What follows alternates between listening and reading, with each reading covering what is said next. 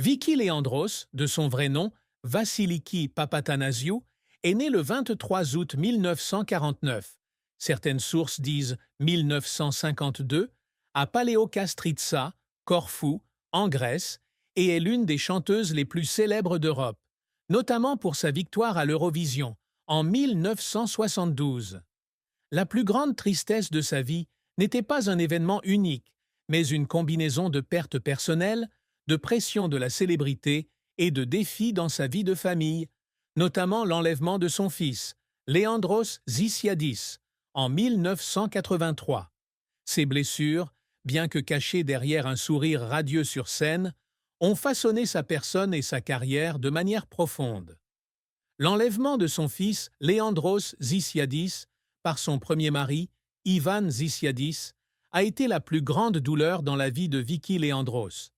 Selon Lebenswert Magazin, 2017, elle a un jour décrit ses heures, ses jours et ses semaines comme les pires de ma vie.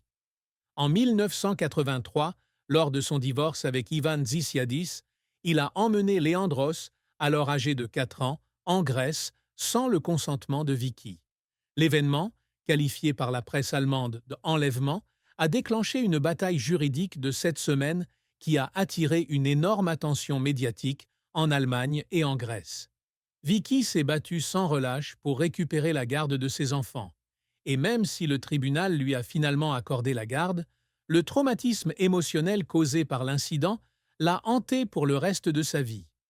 Dans une interview avec Bild.de 2019, elle a partagé que l'enlèvement avait laissé de profondes cicatrices dans le cœur de ma mère et qu'elle avait toujours craint que Leandros ne soit psychologiquement endommagé par cette expérience. L'enfance de Vicky Leandros a également contribué à façonner la tristesse durable de sa vie. Fille du célèbre chanteur, auteur-compositeur et producteur Léo Leandros, de son vrai nom Leandros Papatanasiou, et de Boubou Papatanasiou, Vicky a grandi dans une famille riche en traditions artistiques, mais pas toujours stable. Selon Wikipédia, 2023, ses parents ont divorcé en 1961, alors que Vicky avait 12 ans, et elle a déménagé pour vivre avec son père à Hambourg, en Allemagne. Cette séparation la laissait perdue, surtout loin de sa mère, dont elle était très proche. Dans Eurovision.de 2022, Vicky a déclaré qu'elle pleurait souvent quand sa mère lui manquait et que devoir s'adapter à la vie dans un nouveau pays, avec une langue et une culture étranges, était un grand défi pour une jeune fille. La pression de la célébrité fait également partie des plus grandes tristesses de Vicky dans la vie. Après avoir atteint la 4e place à l'Eurovision 1967 avec L'amour est bleu et remporté la victoire en 1972 avec Après toi, Vicky devient une star internationale. Cependant, ce halo s'accompagne d'un examen constant de la part des médias. Selon IMDb 2023, elle fait souvent l'objet de désinformations dans les tabloïds sur sa vie personnelle, allant de ses relations à des rumeurs infondées sur son mode de vie.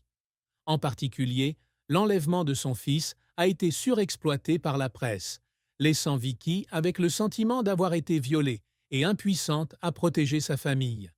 Dans Vicky Leandros, dit Griechische Muse des Schlagers, 2015, elle a partagé qu'elle s'était un jour sentie piégée dans la cage de verre de la célébrité, où chacune de ses actions était jugée et déformée. Enfin, la séparation d'avec sa patrie grecque fut également une tristesse durable.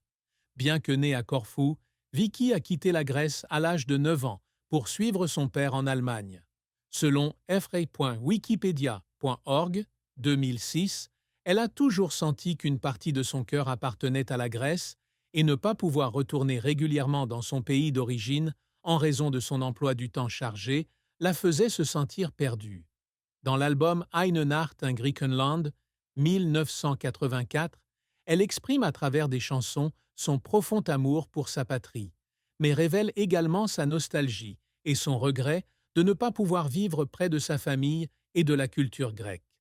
La carrière de Vicky Leandros est un voyage qui s'étend sur plus de 5 décennies, rempli de succès retentissants, d'échecs mémorables et d'efforts constants pour s'établir comme une artiste polyvalente. Avec plus de 55 millions de disques vendus dans le monde, elle est l'une des chanteuses les plus célèbres d'Europe. Mais son chemin n'a pas toujours été pavé de roses. Vicky Leandros a commencé sa carrière musicale en 1965, à l'âge de 16 ans, avec le single Messer, Gabel, Cher, Licht, une chanson joyeuse qui est devenue un succès instantané en Allemagne et dans les pays voisins. Freu, Wikipedia.org, 2006. Ce succès, porté par son père, Léo Leandros, lui ouvre les portes d'une carrière internationale. En 1966, elle sort son premier album Songs un folklore, qui comprend sa première chanson française N'y pense plus, Tout est bien, marquant le début de son parcours multilingue. L'étape la plus importante de la carrière de Vicky a été sa participation à 2 reprises à l'Eurovision, en représentant le Luxembourg. En 1967, elle atteint la 4e place avec L'amour est bleu, une chanson qui devient un classique et est reprise par de nombreux artistes dans le monde entier. Eurovision.de 2022. En 1972, elle remporte le prix avec Après toi, une chanson composée par son père et Klaus Munro. Selon Bild.de 2019, Après toi est sorti en 7 langues, s'est vendu à plus de 5 millions d'exemplaires et est devenue l'une des chansons de l'Eurovision les plus réussies de tous les temps. Cette victoire a propulsé Vicky vers la gloire, faisant d'elle une star en Allemagne, en Grèce, au Japon et dans de nombreux autres pays. Au cours des années 1970, Vicky continue de connaître du succès avec des chansons telles que Theo, Wir fahren nach Lodz, 1974, Ich liebe das Leben, 1975 et Verlorene Paradis, 1982. Selon IMDb 2023, elle a enregistré 31 albums pour le marché japonais, 63 albums pour la Grèce et 46 albums pour les pays du Benelux, un nombre impressionnant qui prouve son attrait international. L'album Eine Nacht in Griechenland, 1984, a connu un grand succès au Benelux, démontrant son amour pour la culture grecque. En 1998, la version allemande de My Heart Will Go On, Weil mein Herz dich nie mehr vergisst, écrite par Vicky elle-même, arrive en tête des charts allemands. Frère.wikipedia.org 2006. Vicky a également expérimenté différents genres, de la pop, du schlager à la soul et au R&B sur l'album Möge der Himmel 2009. Selon fanpeople.com 2019, cet album, malgré des critiques mitigées, a montré son audace en matière d'innovation musicale. Elle a également joué dans des films tels que Bang Boom Bang, Un Todsichere Ding, 1999, et Sommer vorm Balkon, 1505, bien que ce ne soit pas le centre de sa carrière. IMDb 2023.